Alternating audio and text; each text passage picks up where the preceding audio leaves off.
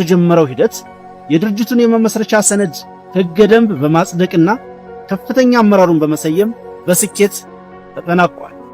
በዚህም መሰረት አርበኛ ዘመነ ካሴ የአማራ ፋኖ ብሔራዊ ንቅናቄ ሊቀመንበር፣ አርበኛ መከታው ማሞ ተቀዳሚ ምክትል ሊቀመንበር፣ አርበኛ ሀብቴ ወልዴ ምክትል ሊቀመንበር ለወታደራዊ ጉዳዮች፣ አርበኛ ሄኖክ አዲሴ ምክትል ሊቀመንበር ለፖለቲካዊ ጉዳዮች በማድረግ ሰይሟል። እንዲሁም የአማራ ፋኖ ብሔራዊ ንቅናቄ ከታች ለተዘረዘሩት መምሪያዎች አመራሮችን መድቧል።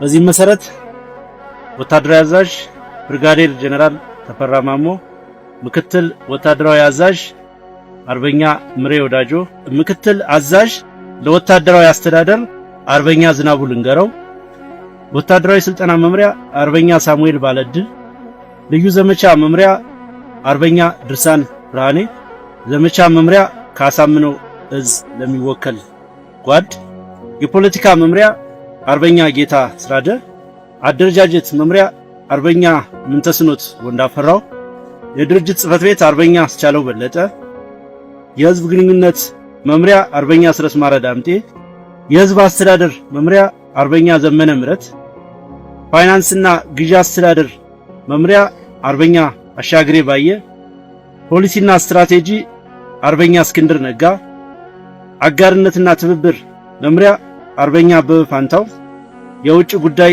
መምሪያ እንዲሁ ከአሳምነው እዝ ለሚወከል አባል ምደባ ሰጥቷል።